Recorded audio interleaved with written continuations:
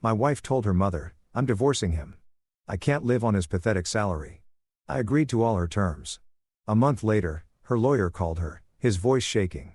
"Why didn't you tell me about this? Look, I need you to understand something right off the bat. I wasn't lurking around corners like some creepy husband in a Lifetime movie, waiting to catch my wife doing something scandalous. I wasn't pressed up against the wall with a glass to my ear. And I definitely wasn't hiding behind curtains like a discount private investigator who couldn't afford actual surveillance equipment. No, I was doing what I do best, fixing stuff that nobody else in this house seemed to notice was broken. That annoying squeak on the kitchen door had been driving me absolutely insane for 2 weeks straight. The kind of sound that drills into your skull at 3 o'clock in the morning when you're trying to grab water. And suddenly the whole house knows about it because that Hinge decided to scream like a dying pterodactyl.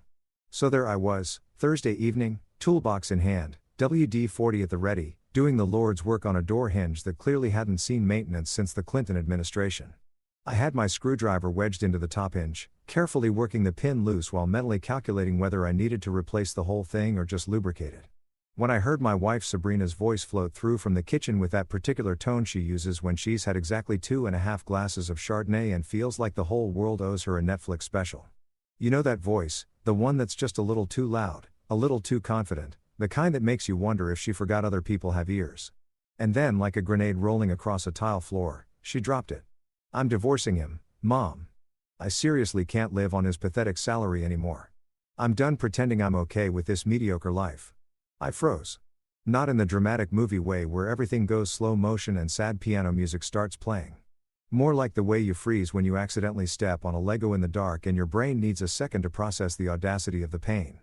My hand was still on the screwdriver. My body was still crouched by that door, but my entire mental operating system just blue-screened and needed to reboot. Did she really just say that about me? About my salary? The same salary that paid for the kitchen renovation she's currently standing and sipping wine that I bought talking to her mother on the phone plan that's under my name? Her mother, Lorraine. And oh boy, we need to talk about Lorraine, responded with the enthusiasm of a villain who just found out the hero's weakness. "Good for you, sweetheart. You've been too patient with him. Get everything you can in the divorce. That man is too soft to fight back anyway. He'll probably just roll over and let you have it all." She said this like she was giving investment advice, like destroying someone's life was just a smart financial strategy you discuss over brunch. Too soft. Too soft. This woman who I rescued from a leaking roof during an actual thunderstorm 3 years ago while she sat inside praying over scented candles like divine intervention was going to patch her shingles, was calling me soft. I was up there in the rain slipping on wet tiles risking my life while she burned something called divine protection lavender sage and asked Jesus to cover her home. "Lady, Jesus sent me with a ladder and a tarp, and you're calling me soft." But here's the thing that really got me. The detail that made this whole situation shift from devastating to absolutely hilarious. They had no idea I could hear them. See, about 6 months ago, Sabrina wanted to open up the kitchen, which in home renovation terms means knocking down walls and pretending it makes your house look like something from HGTV instead of just making it echoey and weird. I spent 3 weekends demolishing that wall between the kitchen and the dining room, dealing with dust, permits, and her constantly changing her mind about where she wanted the opening. I rebuilt that wall. I textured it. I painted it. I made it look like it had been there since the house was built. And in the process of doing that, I learned something very valuable. Sound travels through that opening like it's got a direct highway into the dining room. Every word spoken in that kitchen might as well be broadcast on stadium speakers. But nobody thinks about acoustics when they're too busy picking out cabinet hardware. So there I was, crouched by a door with a screwdriver in my hand, listening to my wife and her mother plot my financial destruction with the casualness of people discussing what to order for dinner. Sabrina laughed. Actually laughed and said he won't even see it coming. He's so busy being the nice guy and fixing things that he doesn't pay attention to what actually matters. I've already talked to a lawyer, Mom. We're going to take him for everything. The way she said nice guy made it sound like a terminal disease, like being decent was somehow the stupidest thing a person could be. Lorraine cackled, and I mean actually cackled like she was stirring a cauldron, and replied, "That's my girl. You deserve a real life, not this starter marriage nonsense. Get the house. Get alimony and find yourself a real man with a real career." A real career. I'm a mechanical engineer. I design systems that keep buildings from collapsing and machines from exploding. But apparently that's not real enough because I don't wear a suit to work. And my office doesn't have a view of the city skyline. I fix problems. I build things. I make sure stuff works. But in Sabrina's new worldview, influenced heavily by her friends who married investment bankers and guys who describe themselves as entrepreneurs, even though they just sell supplements on Instagram, I'm basically a caveman with a wrench. I should have burst through that kitchen door right then and there, toolbox in hand, ready to confront them with the righteous fury of a man who just discovered his wife thinks he's a walking ATM with a disappointing balance. I should have demanded answers. Asked her how long she'd been planning this. Made her look me in the eye while she explained how the man who literally built half of this house wasn't good enough for her anymore. But I didn't. You know why? Because I'm not soft. I'm strategic. There's a difference. And Lorraine's about to learn it the hard way. Instead, I quietly finished fixing that hinge, packed up my toolbox with the calm precision of a surgeon closing up after a successful operation, and walked out of that dining room without making a single sound. I went upstairs, sat on the edge of our bed. Well, I guess it was about to become just the bed.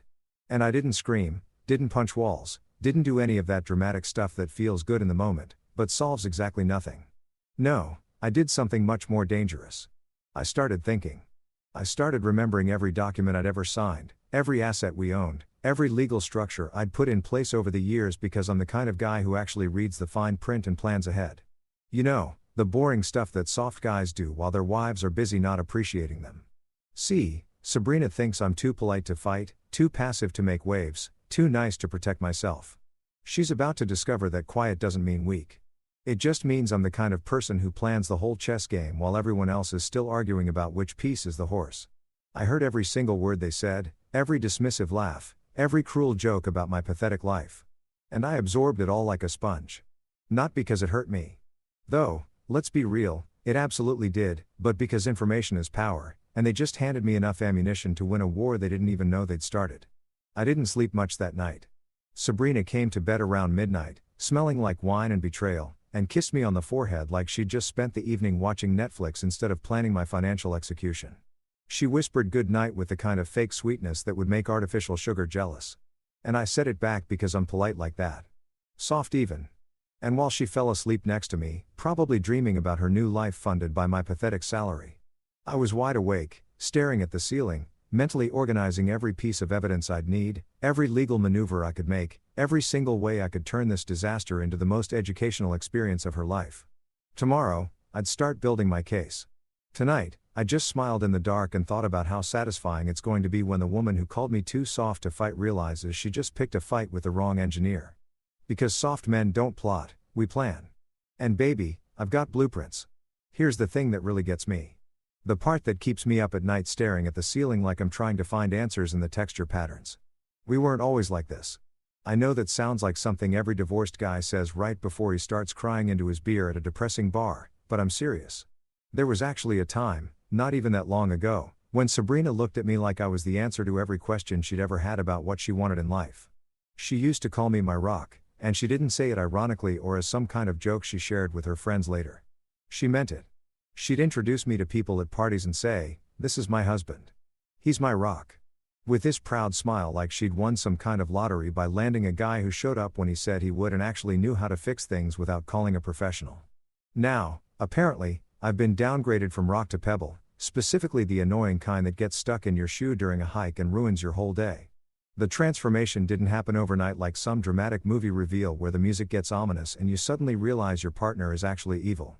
No. This was more like watching a plant die slowly because you forgot to water it. Except in this case, I was the one doing all the watering and the plant just decided it wanted to be in a fancier pot in someone else's house. Metaphors aside, let me paint you a picture of what we used to be back when I was still worth loving and my toolbox was considered charming instead of embarrassing.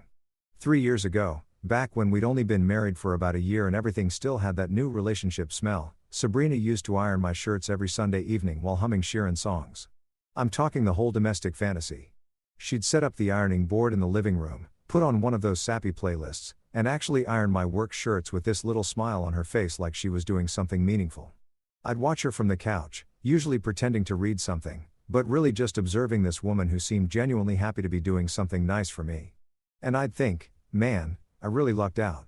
She'd fold each shirt perfectly, hang them in my closet organized by color, and sometimes she'd spray them with this cologne she bought me because she said it made me smell like success and sandalwood, which I'm pretty sure was just marketing copy from the bottle, but I appreciated the sentiment. She used to say she loved my simple mechanical engineer energy, which at the time I thought was a compliment.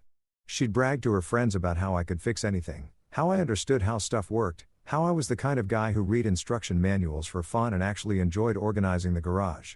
Her friend Melissa once had a kitchen disaster, something with her garbage disposal that was making sounds like it was summoning demons. And Sabrina volunteered my services with this proud enthusiasm, like she was lending out a celebrity. I spent 2 hours at Melissa's house fixing her plumbing while Sabrina stood there telling everyone who'd listen that her husband was so handy and smart. And I felt like a superhero in cargo pants. Those were good days. Simple days. Days when being competent and reliable were apparently attractive qualities instead of whatever they are now.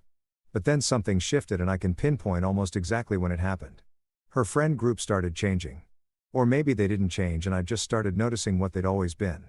Melissa married some hotshot corporate lawyer who wore those expensive suits that look uncomfortable but cost more than my car payment. Her other friend Ashley landed a guy who claimed to be a tech entrepreneur, which as far as I could tell meant he had money from somewhere, but nobody could really explain what he actually did all day besides post motivational quotes on LinkedIn. Then there was Vanessa, who married a doctor, specifically a dermatologist, who drove a Tesla and had strong opinions about wine regions.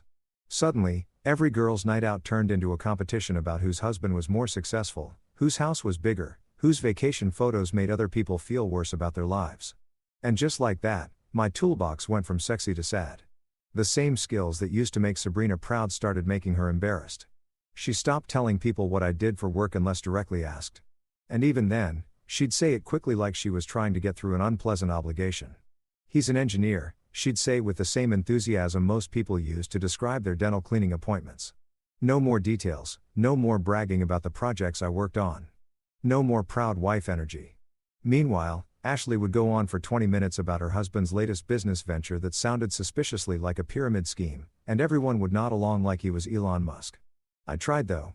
God, I really tried to keep up with this new version of what Sabrina wanted from life. I bought her flowers, the nice ones from the actual florist, not the gas station bouquets, because I'm not a complete idiot. I'd come home with roses or lilies or whatever the florist lady recommended that week and Sabrina would smile and say, "Thank you." But it was the kind of smile you give when someone gives you a gift card to a restaurant you don't really like. Polite but hollow. What she actually wanted was a Range Rover. Not a practical car. Not something with good gas mileage, but specifically a Range Rover because apparently that's what Vanessa drove and now it was the minimum acceptable vehicle for someone who took themselves seriously. Her friends started taking these elaborate yacht trips. Well, I say yacht trips, but I'm pretty sure at least 2 of them were just large boats that got called yachts for Instagram purposes. They'd post pictures in matching white outfits drinking champagne on the deck, tagging each other with captions like "blessed and living our best lives." And Sabrina would scroll through these photos with the kind of longing usually reserved for people looking at pictures of puppies or pizza. Then she'd look at me sitting on our perfectly nice couch in our perfectly nice house. And I could see the disappointment radiating off her like heat from asphalt in July. I tried to lighten the mood, suggest we take a weekend trip somewhere fun. Maybe drive up the coast or visit that bed and breakfast she'd mentioned months ago, but it wasn't the same. I wasn't offering helicopter rides to private islands, so why even bother? The breaking point for me, the moment when I realized we'd crossed some invisible line we couldn't walk back from, was when I got genuinely excited about finding cheap gas. I know how that sounds. I know it makes me sound like the most boring person alive, like someone whose personality got replaced with a spreadsheet, but hear me out. I've been tracking gas prices on this app, and I found a station that was 30 cents cheaper per gallon than everywhere else. 30 cents. Do you know how much money that saves over time? So, I came home actually excited to share this news and I told Sabrina about it like I discovered buried treasure. I might have even done a little celebratory gesture with my hands, which in retrospect was a mistake. She looked at me like I just told her I enjoyed watching paint dry as a hobby. Just stared at me with this expression that somehow conveyed both pity and disgust, which is impressive when you think about it. That's a complex emotional range to hit simultaneously. Then she said, and I quote, "That's great, honey." In the same tone you'd use to encourage a child who just showed you a really ugly drawing they made at school. Ashley had just told her about a last-minute trip to Bali that her husband surprised her with, and I was over here throwing a parade because I'd found affordable fuel. The contrast wasn't lost on either of us. I should have seen it coming. All the signs were there, glowing like neon in the dark, but I kept telling myself we were just going through a phase. Couples go through phases, right? That's what all the articles and advice columns say. You hit rough patches, you work through them, you come out stronger on the other side with a renewed appreciation for each other and maybe some couples therapy techniques you learned from a book with a calming cover. I thought if I just kept being myself, reliable, steady, present, she'd remember why she married me in the first place. I thought the whole my rock thing was still valid, that she still valued stability and dependability and someone who actually showed up every single day. But I'd become background noise in my own marriage, the human equivalent of elevator music. I was there technically making sounds, but nobody was really listening. She'd scroll through her phone during dinner, barely responding when I talked about my day. She stopped asking about my projects at work, stopped pretending to care about the technical challenges I was solving. Her eyes would glaze over the moment I started explaining anything, and I'd catch myself mid-sentence wondering why I was even bothering to finish the story. The irony is that my pathetic salary that she complained about to her mother was paying for everything she wanted. The house renovations she kept demanding. My salary. The new furniture she ordered because the old stuff wasn't sophisticated enough. My salary. The wine she drank while plotting my downfall. You guessed it. Funded by the same paycheck she found so disappointing. But none of that mattered because her friends' husbands made more, had more, posted more, and therefore were worth more as human beings according to whatever twisted metric she was using to measure value. I smiled through all of it because therapy costs money and sarcasm is free. Every dismissive comment, every eye roll when I suggested something that didn't cost a fortune. Every time she compared me unfavorably to someone else's husband, I absorbed it with the patience of a saint or maybe just the delusion of someone who still thought love could survive being treated like a consolation prize.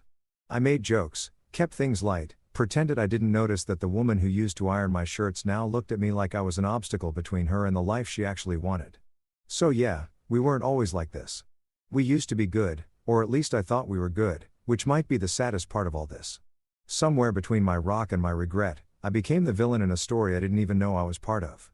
And the only crime I committed was staying exactly the same person she'd married while she decided that person wasn't enough anymore. You know that feeling when you're looking for something completely innocent, like a stapler or a phone charger, and you accidentally stumble across something that fundamentally changes your entire understanding of reality. That's basically what happened to me on a Thursday night that started out boring and ended with me questioning whether I actually knew the person I'd been sleeping next to for the past 4 years. I wasn't snooping, wasn't going through her stuff like some paranoid husband who watches too many true crime documentaries. I was literally just trying to print out a receipt for my taxes because apparently the IRS still lives in 1987 and thinks digital copies aren't real. So, I needed a physical piece of paper to prove I bought office supplies. I opened the printer drawer. You know that bottom drawer that nobody ever really organizes and just becomes a graveyard for random papers, dried out pens, and instruction manuals for electronics you don't own anymore. I was digging around looking for printer paper, moving aside old birthday cards, and what appeared to be a menu from a Chinese restaurant that definitely doesn't exist anymore. When my hand hit a folder. Not just any folder, but one of those official-looking ones with the little tabs and everything. The kind that says, "I'm organized and I mean business." Naturally, I pulled it out because when you find a mysterious folder in your own house, you don't just ignore it and move on with your life like some kind of well-adjusted person with boundaries. I opened it. And they're printed in crisp black and white with the kind of formatting that suggested someone spent actual time on this. Was a document titled Divorce Strategy. Not thoughts about our marriage or concerns to discuss or even reasons I'm unhappy. Nope. Straight to divorce strategy like this was a corporate presentation about quarterly earnings. I had to blink twice, literally close my eyes and open them again like a cartoon character who just saw something unbelievable because surely I was misreading this.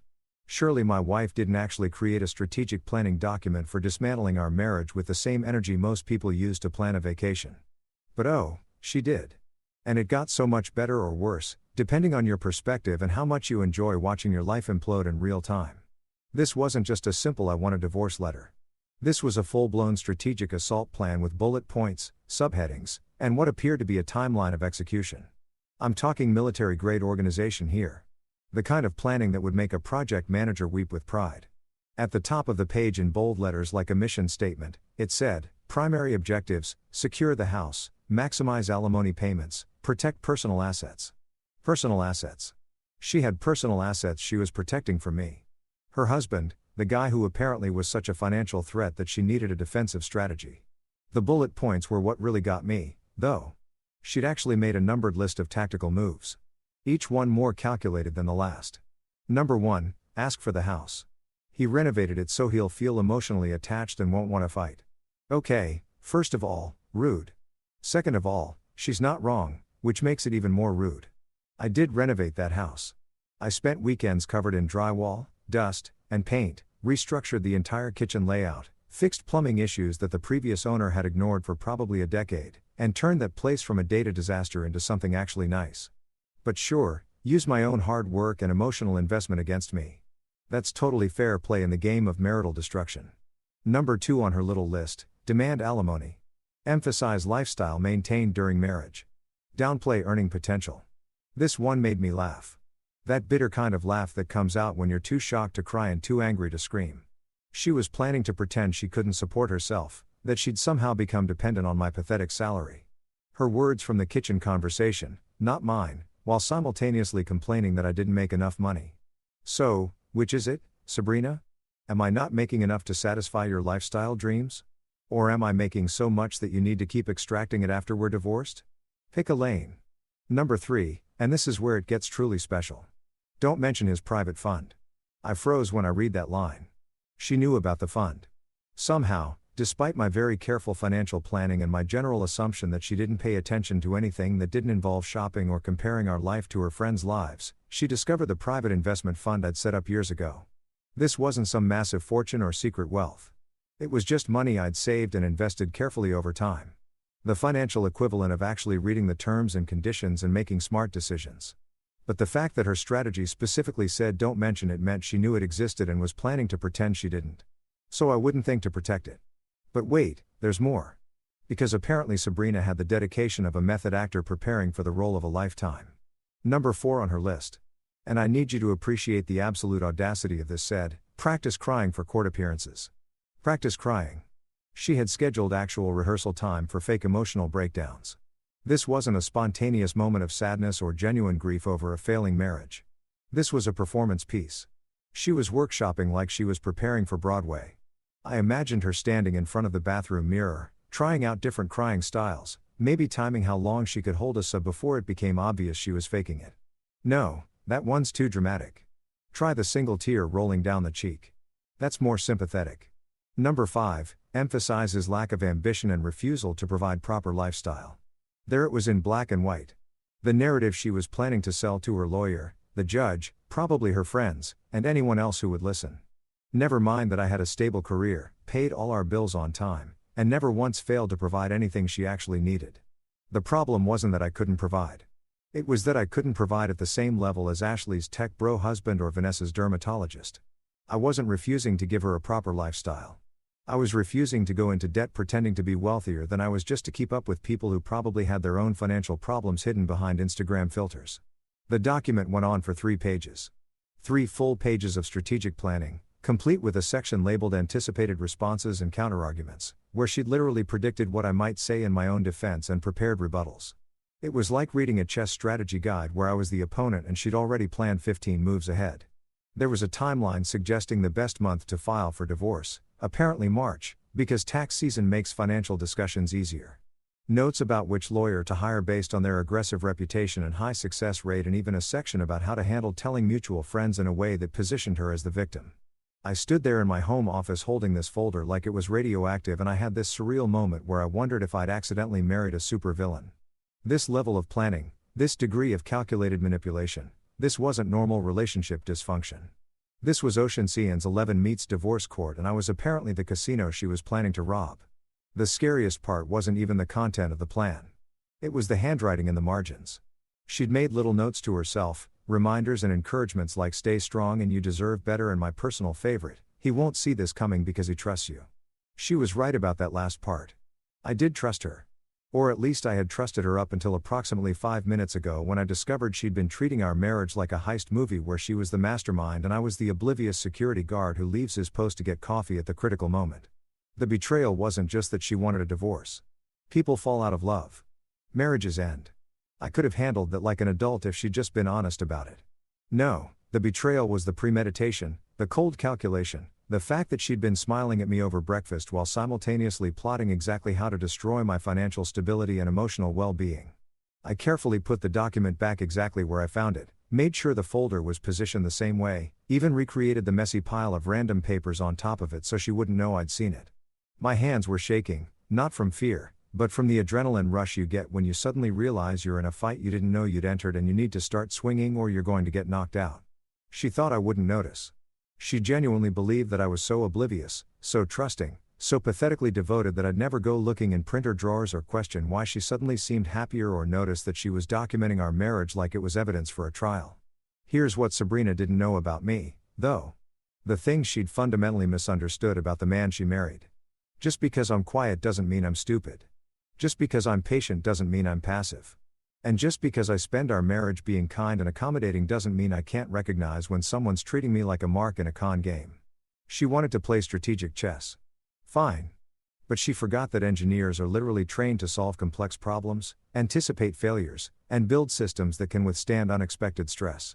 She brought a bull-ointed list to what was about to become a strategic war. And I was about to show her that amateurs plan operations while professionals plan campaigns. I didn't confront her that night. I didn't storm into the living room waving the document and demanding explanations like some dramatic hero in a soap opera. No, I did something much more dangerous. I went back to acting completely normal. I printed my tax receipt like that's what I'd come into the office to do. I walked out. I made dinner. I asked Sabrina about her day with the same casual interest I always had. She had no idea that while she was talking about some drama with her friend group, I was mentally running through everything I knew about asset protection, legal trusts, and exactly how to turn her own strategy against her. That night, lying in bed while she slept peacefully next to me, probably dreaming about her post-divorce life funded by my alimony payments, I stared at the ceiling and smiled in the dark. She'd said I wouldn't see it coming because I trusted her. But she was wrong about one critical thing. I had seen it coming the moment I overheard that kitchen conversation. This document just confirmed what I already knew and gave me the blueprint to her entire plan. She thought she was playing chess while I was playing checkers. But what she didn't realize was that I'd been playing chess this whole time. I was just polite enough to let her think she was winning. So I whispered to the darkness quiet enough that she couldn't hear me. Game on, Sabrina. Game on. You know what's funny about being underestimated? It gives you the kind of freedom that people who are taken seriously never get to experience. Once someone decides you're not a threat, they stop watching their back around you. They get sloppy. They say things they shouldn't say, leave evidence where they shouldn't leave it, and generally operate under the dangerous assumption that you're too dumb, too nice, or too checked out to notice what they're doing. Sabrina had clearly placed me in the harmless husband category, filed me away mentally somewhere between piece of furniture and loyal golden retriever, and that misconception was about to become the most expensive mistake of her life. So, I made a decision that probably would have surprised her if she'd been paying any attention. I turned invisible. Not literally, obviously, because that would require either superpowers or some serious scientific breakthrough that my mechanical engineering degree didn't cover. No, I became invisible in the way that people in relationships become invisible when the other person stops seeing them as a full human being. I became background noise, the husband equivalent of elevator music, just sort of there making ambient sounds while she went about her business of plotting my downfall.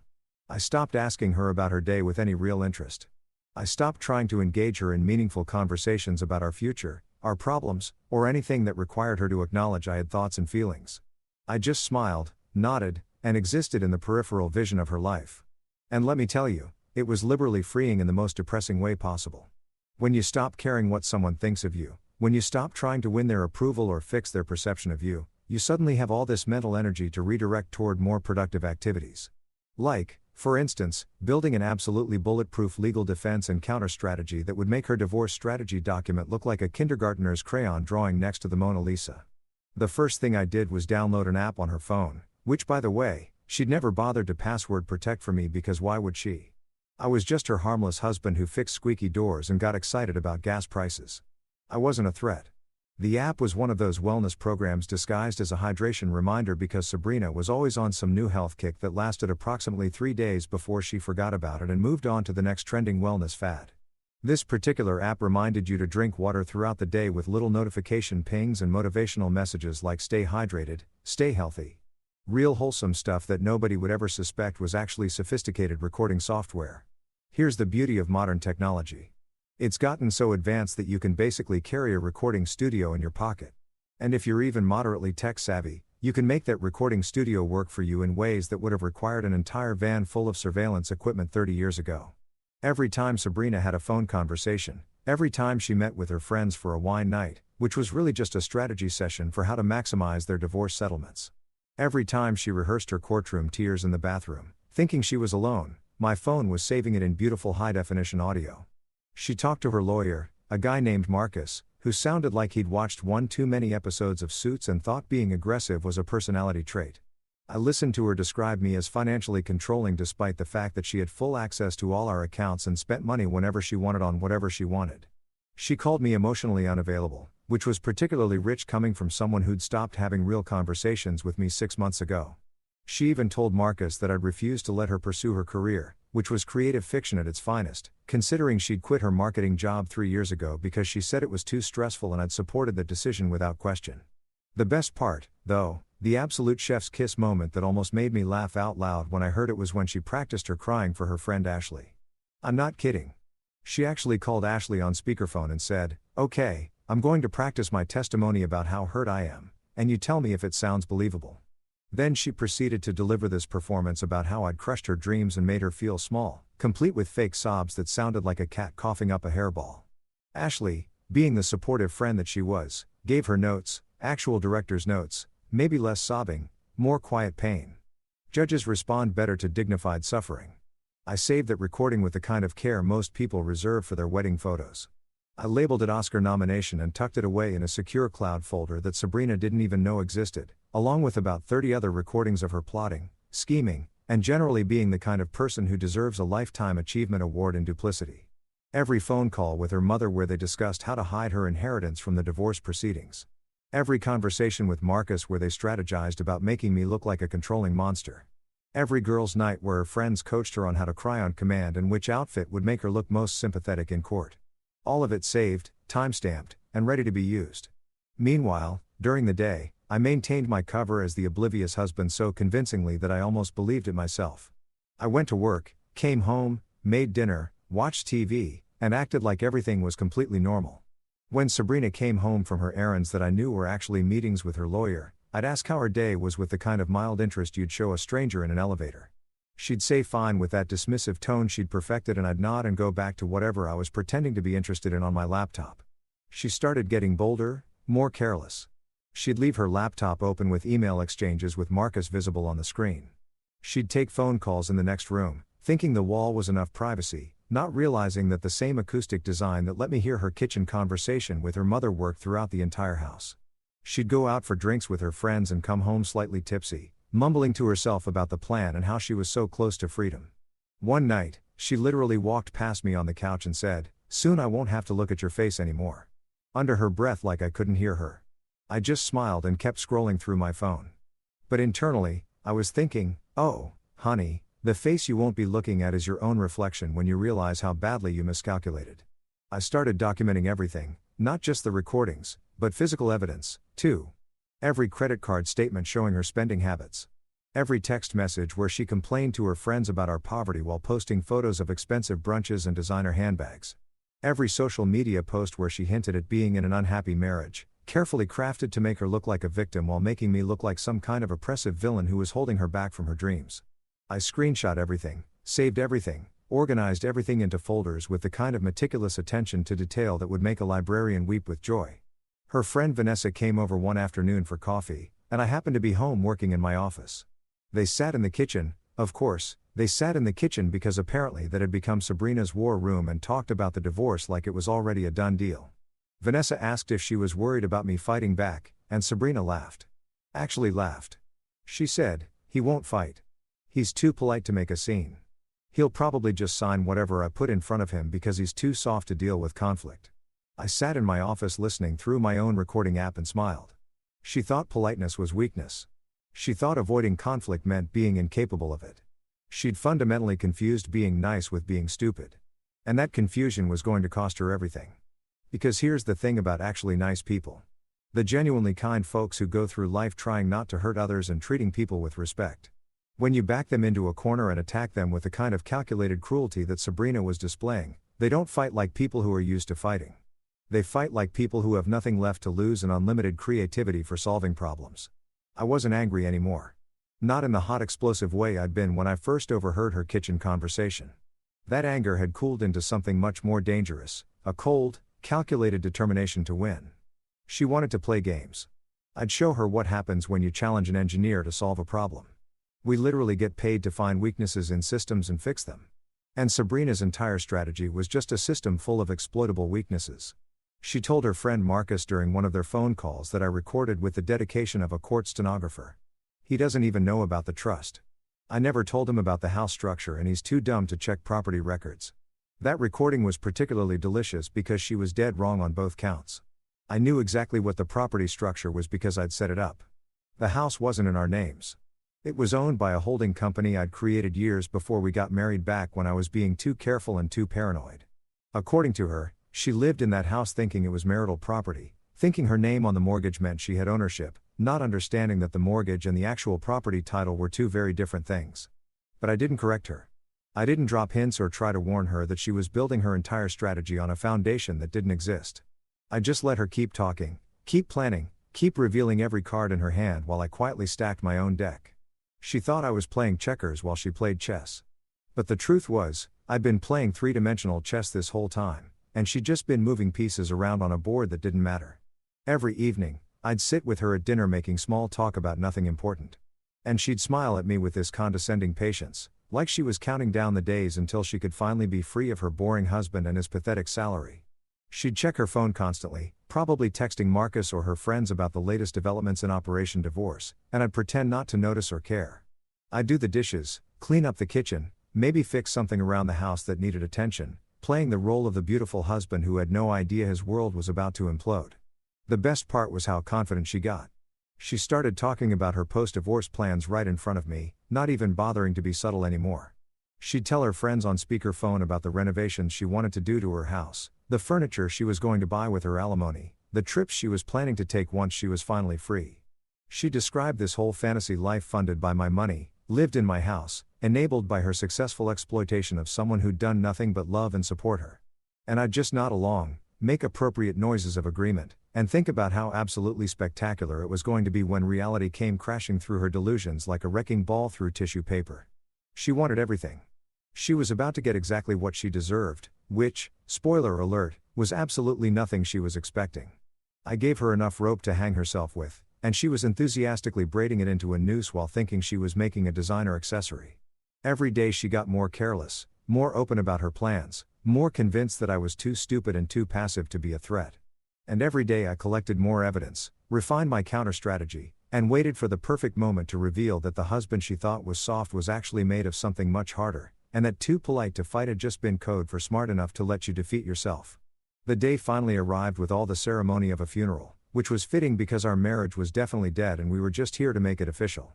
Sabrina had scheduled the signing for a Tuesday afternoon at 2 o'clock, which I found oddly specific until I realized she'd probably consulted some article about the best time to ambush your husband with divorce papers. Or maybe her astrologer told her Mercury was in the right position for financial devastation. She'd been buzzing around the house all morning with this barely contained excitement like a kid on Christmas Eve who knows exactly what present they're getting and can't wait to rip it open. Her lawyer, Mr. Marcus Tanner, showed up 15 minutes early because apparently being punctual is how lawyers justify their hourly rates. He walked into our house. Well, technically my house, but we'll get to that. Wearing a suit that probably cost more than my monthly mortgage payment and a tie that screamed, "I win divorces for a living, and I'm very good at it." Everything about him was calculated to intimidate, from his overly firm handshake to the way he set his expensive leather briefcase on our dining table like he was claiming territory. He had this smug energy radiating off him, the kind of confidence that comes from winning too many cases against unprepared opponents who didn't see him coming. He looked at me like I was a particularly easy puzzle he was about to solve in record time. Gave me this patronizing smile and said, "Thank you for being reasonable about this process. It'll make everything so much smoother for everyone involved." Translation: thank you for being a doormat. I'm about to wipe my shoes on. I just nodded politely because at this point, I perfected the art of looking harmless while mentally planning someone's legal destruction. It's a skill, really. You smile. You agree. You let them think they've already won. And then you wait for the perfect moment to flip the board. Sabrina sat down across from me at the dining table we'd picked out together 3 years ago at some furniture store where she'd spent 2 hours debating between oak and walnut finishes. She was wearing this outfit that was clearly chosen for maximum. I'm the victim here. Impact. A simple dress, minimal makeup, hair pulled back in a way that said, "I'm too devastated to care about my appearance." Even though I knew she'd spent 45 minutes getting ready because I heard her blow dryer running. She had her sympathetic face on, the one she'd been practicing in the bathroom mirror. And when she looked at me, her eyes had this carefully crafted sadness that would have been Oscar-worthy if I didn't know it was completely fake. Marcus slid the divorce papers across the table with the kind of theatrical flair that suggested he'd done this exact move hundreds of times and probably practiced it in front of a mirror. The papers were thick, official-looking, the kind of document that weighs heavy in your hands because of what it represents. I could see sections highlighted in yellow, sticky tabs marking where I needed to sign, little arrows pointing to signature lines like they were worried I might miss them. At the top of the first page, in bold letters, it said, "Dissolution of marriage," which is such a cold, clinical way to describe the end of something that was supposed to last forever. Sabrina reached across the table and put her hand on mine in this gesture that was probably supposed to seem compassionate, but just felt condescending. "Thank you for not making this harder than it needs to be," she said. And her voice had this soft, grateful quality that made me want to laugh. She actually thought she was being gracious by allowing me to participate in my own financial execution without putting up a fight. I know this isn't easy for either of us, but I think we can both agree this is for the best. We've grown apart, and there's no point in dragging this out. I looked at her, really looked at her, and tried to remember when exactly this person I'd married had turned into someone I didn't recognize. Was it gradual? Was there a specific moment? Or had she always been this person, and I'd just been too blind to see it? But this wasn't the time for philosophical reflection about the nature of love and betrayal. This was the time to play my part perfectly. "You're right," I said, and I meant it in ways she couldn't possibly understand. "You deserve everything." I watched her face light up at those words, watched the little smile that played at the corners of her mouth as she interpreted my statement exactly the way she wanted to. She thought I meant everything I own. What I actually meant was everything that's about to happen to you. Funny how the same words can mean completely different things depending on who's listening. Marcus looked pleased, like I just made his job significantly easier by being the cooperative husband who wasn't going to waste his time with lengthy negotiations. He probably had another client scheduled right after this. Another marriage to dissolve, another person to financially dismantle. He pulled out his fancy pen, the kind that probably cost more than a week's worth of groceries, and clicked it with this authoritative snap. "Excellent. If you could just sign on each of the marked pages, we can get this finalized and move forward with the proceedings." I picked up my own pen, the same one I'd been using for years. Nothing fancy or expensive about it. Just a regular blue ballpoint that had signed mortgage documents, birthday cards, work contracts, and now apparently divorce papers. There was something poetic about using this ordinary pen for such an extraordinary moment, though the poetry was probably lost on everyone else in the room. I flipped through the pages, pretending to skim them, even though I'd already memorized every single clause, every single term, every single way Sabrina thought she was about to screw me over. The papers outlined everything she wanted. The house, alimony payments that would have kept me living in a cardboard box under a bridge, half of my retirement fund, even my car, because apparently hers wasn't reliable enough for her new single life. It was a masterpiece of legal theft, really. If she'd put this much effort into our actual marriage, we probably wouldn't be sitting here right now. But she'd saved all her creativity and strategic thinking for this moment, for this document that was supposed to represent her victory and my defeat. I signed each page with steady hands, not showing any emotion, not giving them the satisfaction of seeing me upset or angry or anything other than calm and accepting. Marcus collected the papers like they were treasure maps, sliding them back into his briefcase with the care of someone handling something valuable. Sabrina looked at me with this mixture of relief and triumph, probably thinking about all the ways she was going to spend my money once the divorce was finalized. "Thank you," she said again, and this time she actually sounded sincere. "I know you'll move on and be fine. You're good at adapting." That was her way of saying, "You're good at settling for less." But I let it slide because I was too busy thinking about what was coming next. They stood up. Marcus shook my hand again with that same condescending grip, and Sabrina gave me an awkward hug that felt like hugging a stranger who was trying to steal your wallet. As they walked toward the door, probably already planning their celebration lunch where they'd toast to her successful divorce strategy, I sat at that dining table and smiled to myself. I'd just signed those papers with the same pin I'd used 3 years ago to register the trust that secretly owned our house. The same pin I'd used to create the shell company that held all our major assets. The same pin that had protected me from exactly this scenario long before I ever thought I'd need protection. Sabrina thought she'd won. Marcus thought he'd earned his fee. And I sat there knowing that the real show hadn't even started yet. They wanted everything. Well, they were about to discover that everything was a lot less than they thought. And nothing was exactly what they deserved. The papers were signed, the performance was over, and the curtain was about to rise on Act 2, the part where reality comes knocking and nobody answers the door prepared. A week after the signing ceremony that Sabrina probably had marked on her calendar with little celebration emojis, she moved into what she now called her house with a kind of enthusiasm usually reserved for lottery winners or people who just found out they're getting a kidney transplant. I'd moved my stuff out into a modest apartment across town. Nothing fancy, just a basic 2-bedroom with functional appliances and neighbors who minded their own business. The kind of place that didn't scream success, but didn't whisper failure either. Perfectly designed to make Sabrina think I was struggling while she was thriving. Meanwhile, she descended upon that house like a decorator possessed by the ghost of every HGTV show ever made. The transformation started immediately, and I know this because I still had access to the security cameras I'd installed 2 years ago when we had that break-in scare in the neighborhood. Funny how she never thought to ask me to remove my access. Probably because in her mind I was already irrelevant, just a sad ex-husband who'd slunk away defeated. She had contractors in there within 48 hours, painting walls that didn't need painting and ripping out perfectly good fixtures because they didn't match her new aesthetic. I watched from my phone as she directed workers to paint the living room this aggressive shade of blush pink that looked like Pepto-Bismol had an identity crisis. The kitchen got new cabinet hardware, gold instead of the brushed nickel I installed because apparently gold was more luxurious and she was done with my budget choices. Her mom, Lorraine, showed up on day 3 with a bottle of champagne that probably cost more than she should have spent.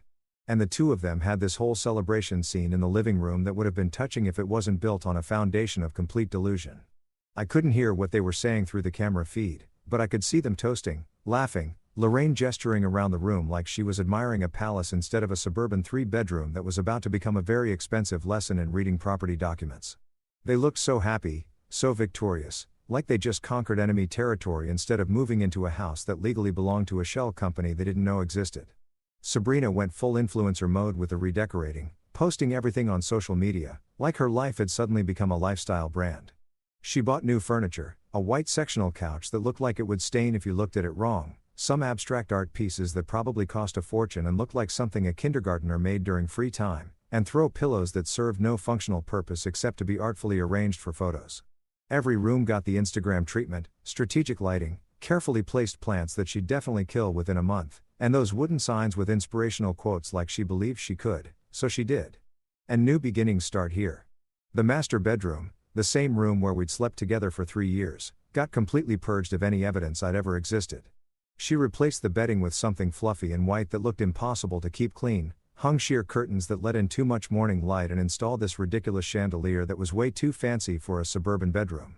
She posted a photo of it with the caption "Finally living in my space, design my way" with about 15 hashtags including #FreshStart, #LivingLife and my personal favorite #Freedom Feels Good.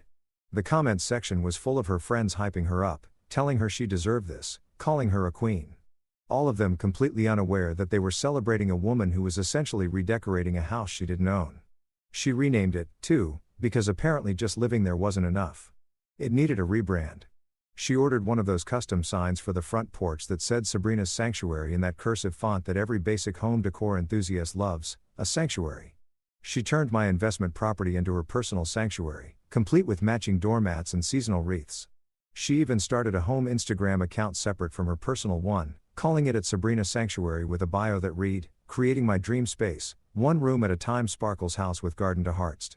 Her friends came over constantly those first 2 weeks, and I watched through the cameras as they had their wine nights and girls' brunches. All of them sitting on that overpriced white couch admiring what Sabrina had built for herself. Ashley brought over a housewarming gift, some expensive candles that probably smelled like financial irresponsibility.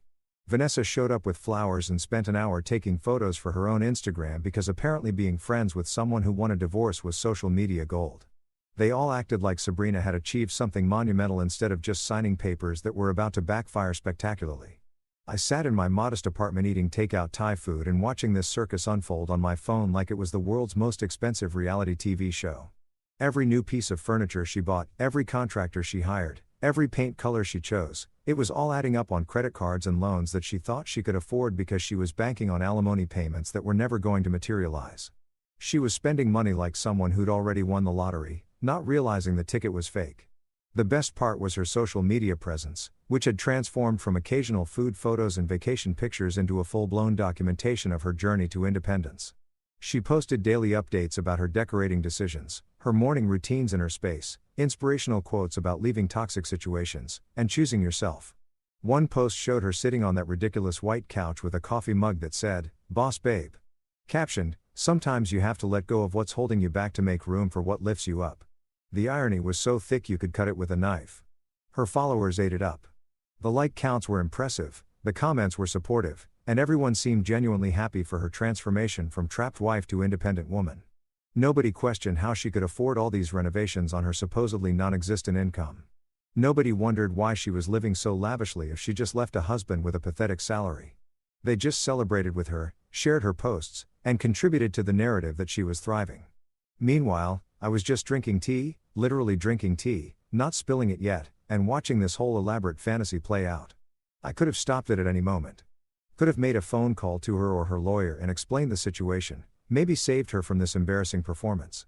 But where's the learning opportunity in that? Sometimes people need to build their castle completely before they realize they built it on quicksand. Sometimes the lesson needs to be spectacular to be effective. She even threw a housewarming party at the end of the second week, inviting all her friends and some people I didn't even recognize. I watched through the cameras as they mingled in the living room, admired the renovations, complimented her taste, and celebrated her new chapter. Lorraine made a toast. I could see her raising her glass in the camera frame, probably saying something about her daughter's strength and independence. Everyone cheered. Someone popped champagne. It was a whole production. And the entire time sitting in my apartment with my phone in one hand and documents in the other. I was just waiting for the right moment. Waiting for her to get comfortable in her victory. Waiting for the pink curtains to go up and the gold hardware to be installed and the Sabrina's sanctuary sign to be mounted.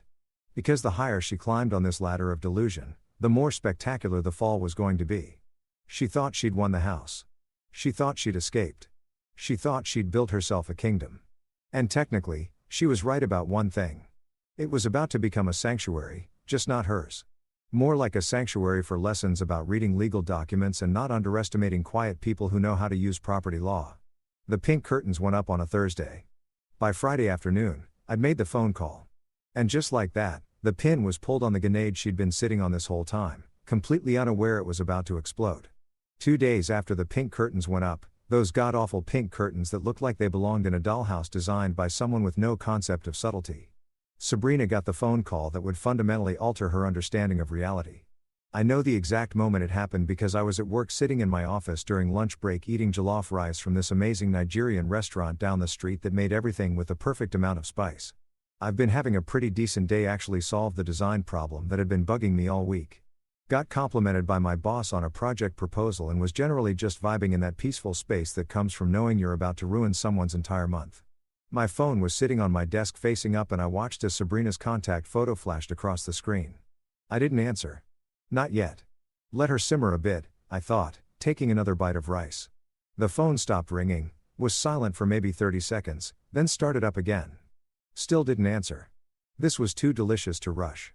By the third call, which came approximately 45 seconds after the second one ended, I figured I'd let her suffer enough and picked up, putting on my most casual, unbothered voice. "Hey, what's up?" I said, like I was just answering a normal call from someone I used to know instead of the woman who tried to financially destroy me. What came through the phone can only be described as a primal scream wrapped in words. "What the hell did you do?" She wasn't asking a question. She was making an accusation, demanding an explanation, and having a complete breakdown all in one breath. Her voice had that particular quality that comes from crying and yelling simultaneously. That ugly cry voice that's all nasal and broken and completely devoid of the composed, strategic persona she'd been maintaining.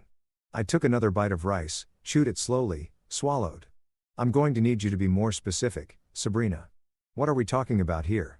The house?" She shrieked. And I had to pull the phone away from my ear because she was hitting decibel levels that could probably shatter glass.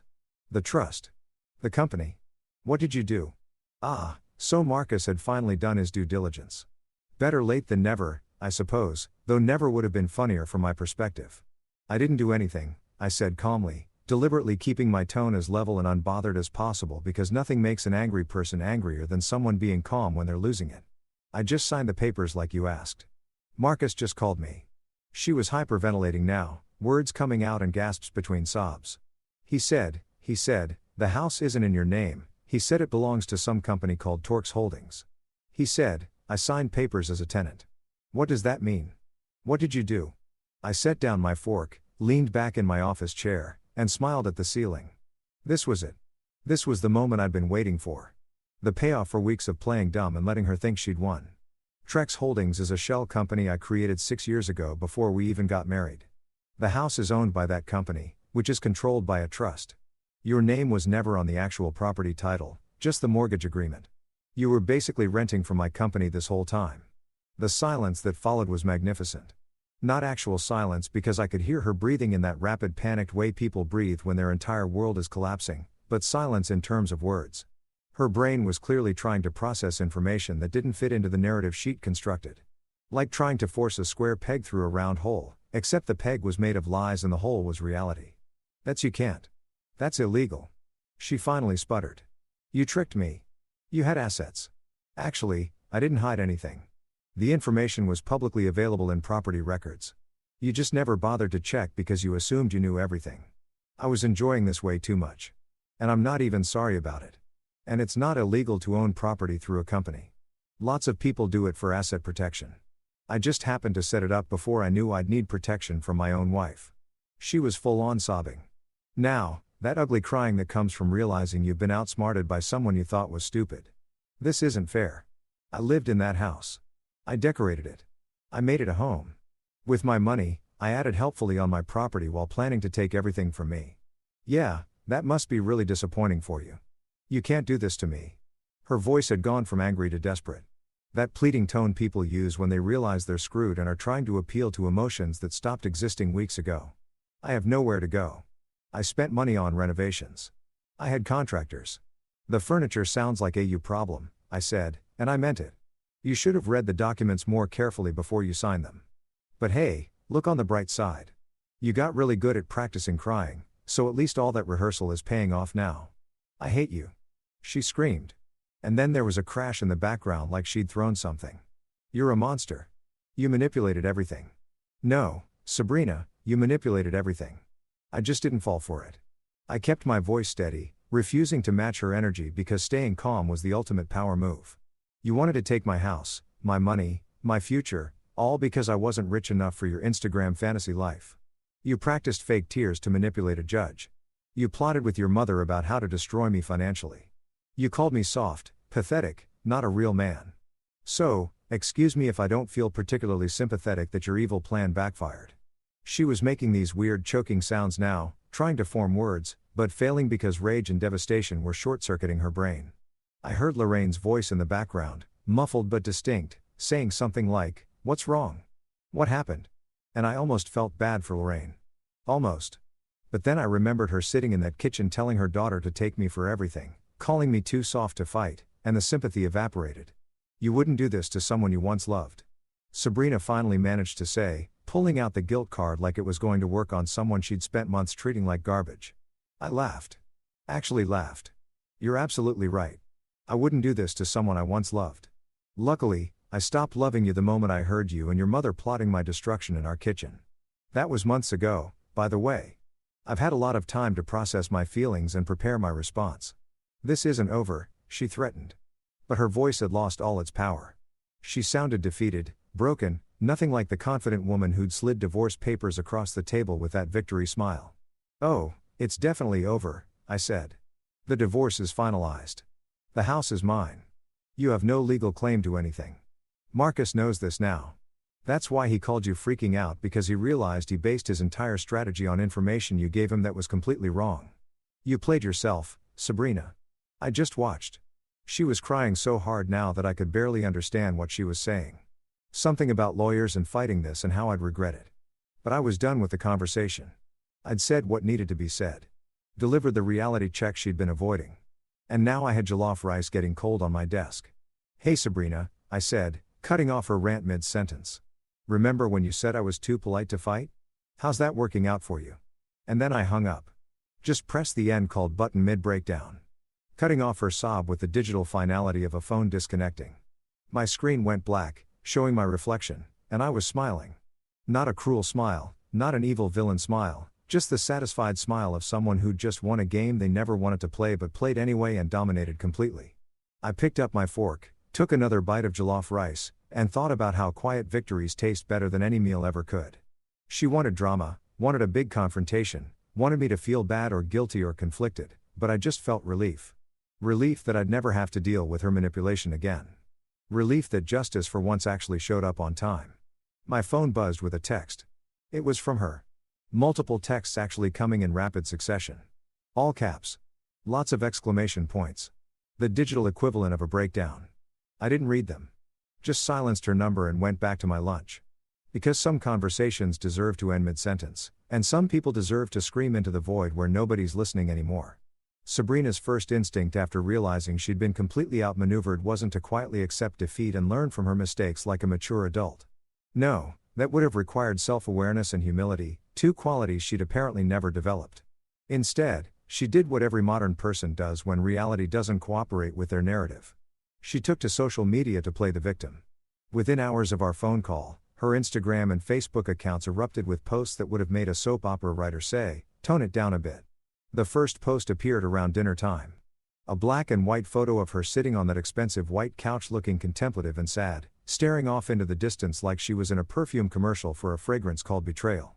The caption read, "Sometimes the people you trust most are the ones who hurt you deepest. Never trust a man who smiles while you cry. Lessons learned the hard way. Broken heart # betrayed # trust issues.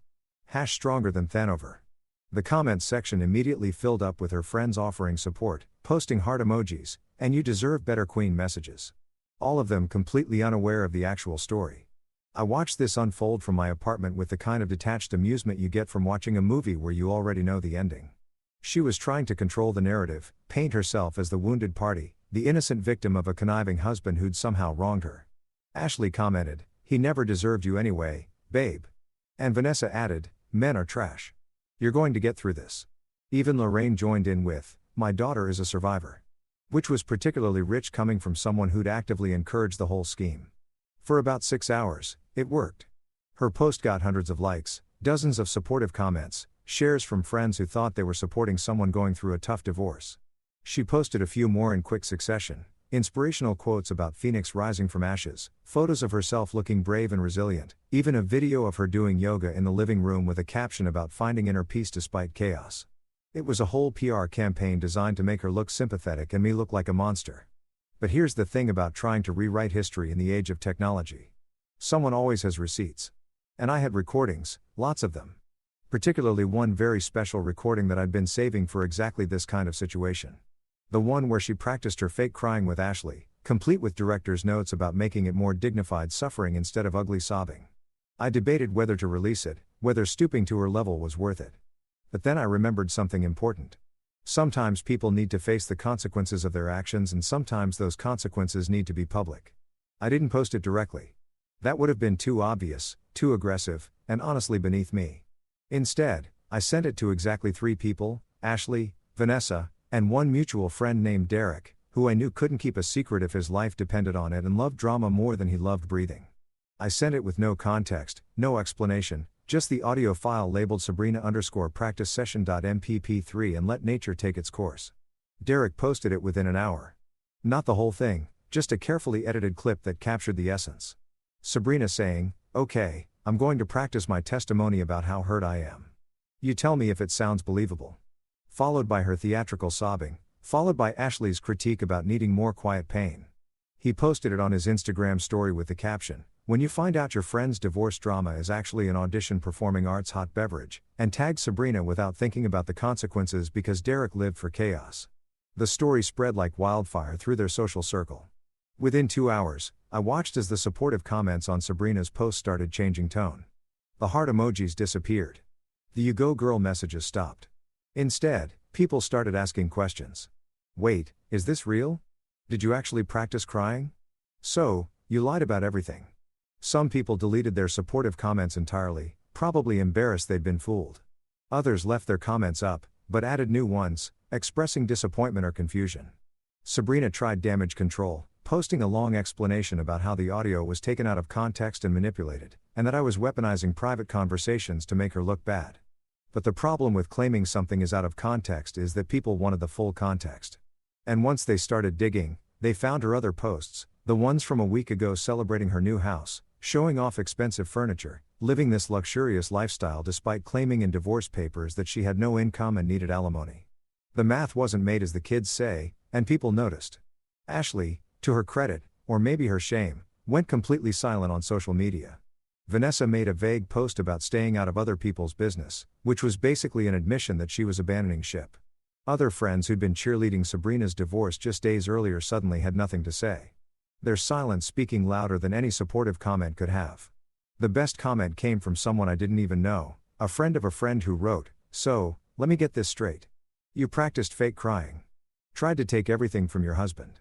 Failed because he was smarter than you thought. And now you're mad that he didn't just let you rob him. Girl, that's not betrayal. That's consequences." It got 47 likes before Sabrina deleted the entire post, but screenshots live forever, and someone had already captured it and shared it in what I can only assume was a group chat dedicated to local drama. Her follower count started dropping. Not dramatically. This wasn't some influencer cancellation where she lost thousands overnight, but steadily, consistently, people quietly unfollowing or unfriending her as they realized they'd been supporting someone who wasn't quite the victim she'd claimed to be. Her carefully curated image of the strong, independent woman escaping a bad marriage crumbled under the weight of actual evidence that she'd been the architect of her own destruction. Lorraine predictably tried to defend her daughter with a Facebook post about lies and manipulation and how some men will do anything to avoid taking responsibility. But even that backfired when someone commented, "Ma'am, your daughter literally practiced fake crying. There's audio evidence." Lorraine deleted her post within an hour. And I heard through mutual acquaintances that she'd stopped attending her bridge club because apparently Carol and Linda had some questions about her daughter's character that she couldn't answer.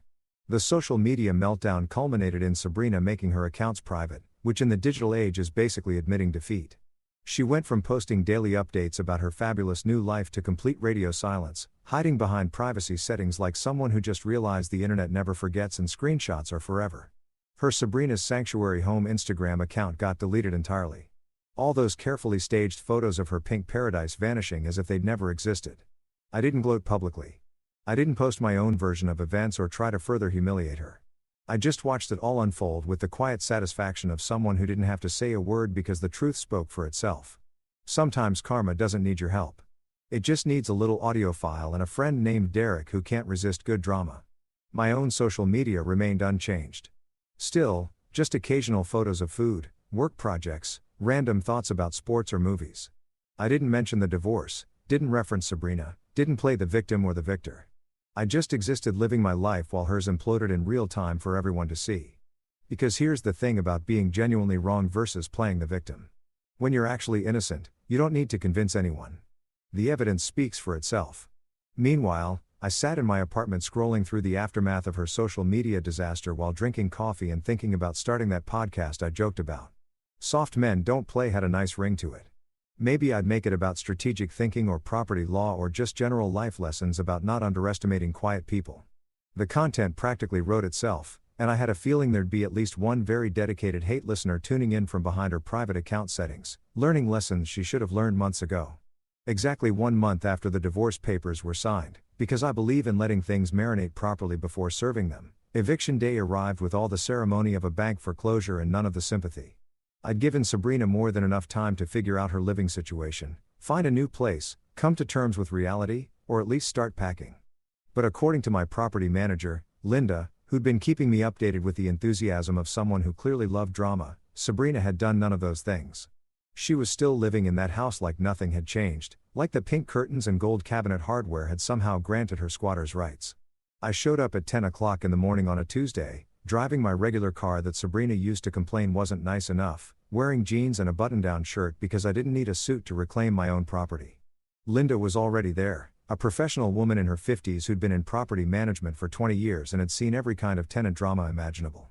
Next to her stood a locksmith named Joe, a guy who looked like he'd changed 1,000 locks and wasn't impressed by anyone's sob story anymore. The three of us stood on the porch under that ridiculous Sabrina's Sanctuary sign, and I have to admit, I took a moment to appreciate the irony before ringing the doorbell. Sabrina answered looking like she hadn't slept in days, which she probably hadn't. Her hair was in a messy bun that wasn't the intentional Instagram kind, more like the I've given up on life kind. She was wearing sweatpants and an old t-shirt, no makeup, eyes red and puffy from what I assumed was a combination of crying and reality finally setting in. When she saw me standing there with Linda and Joe, her face went through about 5 emotions in 2 seconds. Shock, anger, disbelief, fear, and finally resignation. "You can't do this," she said. But her voice had no fight left in it. It was the verbal equivalent of a white flag. A last-ditch attempt at resistance from someone who knew they'd already lost. "Actually, I can," I replied calmly, gesturing to Linda. "This is Linda, the property manager for Torex Holdings. You've been served eviction papers. You ignored them, and your 30 days are up. We're here to reclaim the property." The inside of the house hit me like a lavender-scented slap to the face. She'd really gone all out with the renovations, and walking through rooms I used to know was like touring someone else's Pinterest board come to life. The living room with its pink walls and white furniture.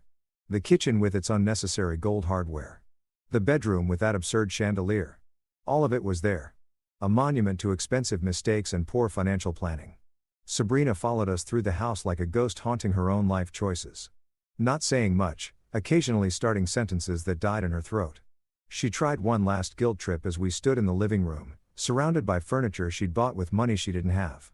"You wouldn't do this to someone you once loved," she said, recreating the same line from our phone call because apparently her script needed updating. I looked at her, really looked at her, and felt absolutely nothing. No anger, no satisfaction, no residual affection, just a blank space where emotions used to be. "You're right," I said with a small smile. "I wouldn't do this to someone I once loved. Luckily, I stopped loving you months ago, right around the time you and your mother were planning my financial destruction over Chardonnay." Joe the locksmith started working on the front door. The sound of his drill cutting through the awkward silence. Linda was doing a walkthrough, documenting the unauthorized changes Sabrina had made to the property, taking photos of the pink walls and expensive fixtures that would all need to be addressed. Sabrina just stood there watching her sanctuary dissolve around her like cotton candy in the rain. "Where am I supposed to go?" she asked. And for the first time since this whole thing started, she sounded genuinely lost instead of manipulative. "I don't know, Sabrina. Maybe your mom's place. The same kitchen where you planned all this," I suggested, not unkindly, just stating the obvious. "You had a month to figure this out. You chose to spend that time redecorating and posting on Instagram instead of apartment hunting again. That's a you problem." The locksmith finished with a satisfying click, holding up a new set of keys that Sabrina would never have copies of. Linda handed me the keys with a professional nod. The transfer of power complete and documented. The house was officially mine again, purged of the person who tried to steal it through manipulation and legal maneuvering. As we walked toward the door, Sabrina made one final attempt at salvaging something from this disaster. "The furniture," she said quickly. "At least let me take the furniture I bought." I paused, considered it for exactly 2 seconds, then shook my head. "The lease agreement you signed, the one you didn't read carefully, states that any improvements or additions to the property become part of the property. You renovated my house with your poor financial choices. Thanks for the upgrades, I guess." We stepped outside into the sunshine, leaving Sabrina standing in her former sanctuary, surrounded by pink walls and expensive mistakes. Joe changed the lock one final time, the mechanism clicking into place with the finality of a judge's gavel. Linda handed me the complete set of keys. And just like that, the house was mine again, or as I like to call it now, poetic real estate. Justice served with a side of renovations I didn't ask for, but would eventually paint over because pink walls weren't really my style. As we drove away, I looked in the rear view mirror and saw Sabrina standing on the porch, smaller and smaller in the distance. A cautionary tale about underestimating quiet people and overestimating your own cleverness. I didn't feel triumphant or cruel. Just relieved that this chapter was finally closed, locked, and permanently in my rear view mirror where it belonged. So, here's where we are now. A few months after the dust settled and the pink paint finally got covered with something more reasonable, a nice neutral beige that doesn't make me feel like I'm living inside a bottle of Pepto-Bismol. Sabrina lives with her mother again, back in that same house where this whole mess started, sitting in that same kitchen where she and Lorraine plotted my destruction over wine and bad judgment. The irony is so perfect it almost feels scripted, like the universe has a screenwriter with a dark sense of humor and a commitment to poetic justice. I heard through mutual acquaintances because even when you cut someone out of your life, small towns and social circles ensure you still get updates whether you want them or not that she's working retail now. Not that there's anything wrong with retail, but it's a far cry from the luxury lifestyle she thought she was going to fund with my alimony checks. She's splitting rent with Lorraine, driving the same car she complained wasn't good enough years ago, and living a life that's probably more modest than the one she had when we were married. The house she thought she'd won, gone. The alimony she practiced crying for non-existent. The sympathy from friends who watched her social media meltdown evaporated like morning dew under harsh sunlight. Her mother, from what I understand, isn't doing much bragging at Bridge Club these days. Apparently, Linda and Carol have some pointed opinions about people who raise their daughters to be gold diggers and schemers. And small town gossip has a way of sticking to people like gum on a shoe. Lorraine went from being the proud mother of a woman taking what she deserved to being the cautionary tale about what happens when you encourage your kid to be morally bankrupt. Can't say I feel bad about that. Marcus Tanner, the lawyer with the expensive tie and the ego problem, apparently tried to sue me for withholding information or some nonsense legal argument that probably sounded good in his head, but fell apart the moment anyone with actual legal knowledge looked at it. The case got thrown out faster than Sabrina got evicted, and I heard he had to refund a portion of his fee to her because he based his entire strategy on assumptions instead of actual property research. He still calls me sir when we occasionally cross paths at legal proceedings or around town. Though now it sounds less condescending and more like he's trying to maintain professional dignity after getting thoroughly embarrassed. As for me, I'm doing fine, better than fine, actually. I'm thriving in that quiet, unassuming way that doesn't require social media posts or validation from people who don't matter. I kept the house, obviously, and I've slowly been renovating it back to something that reflects my taste instead of Sabrina's Instagram aesthetic. The white couch she bought got donated because I'm not trying to maintain furniture that looks dirty if you breathe near it. The gold cabinet hardware got replaced with something more practical. That ridiculous chandelier in the bedroom, gone. Sold to someone on Facebook Marketplace who probably has the same questionable taste Sabrina did. I didn't gloat after everything was said and done. I didn't post my own social media victory lap or send Sabrina messages reminding her of what she lost. I didn't tell everyone in town my side of the story or try to further damage her already demolished reputation. I just moved on with my life, which turns out to be the most powerful statement you can make. Because when you actually win, when you come out of a terrible situation, not just intact, but better off, you don't need to convince anyone. Your life speaks for itself. I sat on my couch one evening, the same spot where I used to sit when Sabrina would scroll through her phone ignoring me. And I turned on the TV to watch a game. Just a regular Tuesday night. Nothing special, no drama, no scheming, no recording apps or legal strategies. Just me, my renovated house, and the peaceful silence that comes from not being married to someone who sees you as an ATM with disappointing withdrawal limits. And in that moment, I whispered to nobody in particular, soft men, huh? Because that's the thing people like Sabrina and Lorraine never understand. They confuse kindness with weakness, patience with stupidity, quietness with inability. They see someone who doesn't make a scene or fight over every little thing, and they think that person can't fight at all. They mistake good manners for being a pushover and respect for being a doormat. But some of the most dangerous people you'll ever meet are the ones who smile while you think you're winning. The ones who stay calm while you lose your mind. The ones who let you think you're in control right up until the moment they reveal you never were. People think silence is weakness. That if you're not constantly asserting dominance or making noise or proving yourself, you must not have anything to prove. But silence isn't weakness. Silence is the sound of victory marinated in sarcasm and served ice cold. Silence is what happens when you've already won and don't need to convince anyone because the results speak louder than words ever could. Silence is me sitting in my house, drinking my coffee, living my life. While somewhere across town, my ex-wife is explaining to her mother how she managed to turn a divorce settlement into an eviction notice. I didn't ruin Sabrina's life. Let's be clear about that. I didn't destroy her career, didn't sabotage her relationships, didn't do anything malicious or cruel. I just refused to be the victim she expected me to be. I just protected what was mine and let her face the consequences of her own actions. All I did was hand her a shovel when she said she wanted to dig for gold. And she enthusiastically dug herself into a hole so deep she needed a ladder to see rock bottom. She wanted luxury. She wanted a lifestyle that looked good on Instagram. A marriage that impressed her friends. A husband who made enough money to fund her fantasies without her having to contribute anything except judgment and disappointment.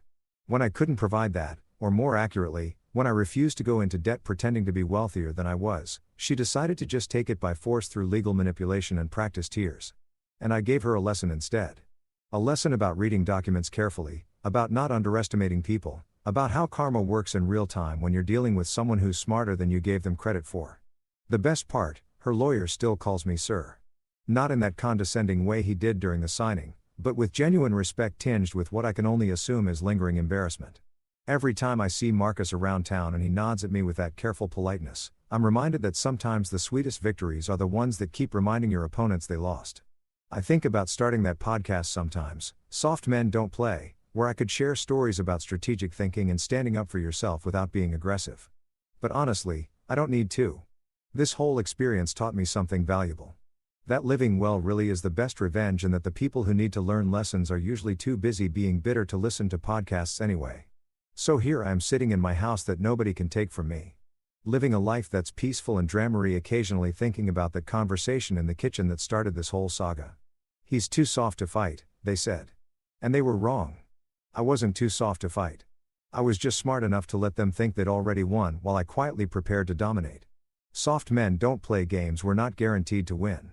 But when we do play, we play for keeps.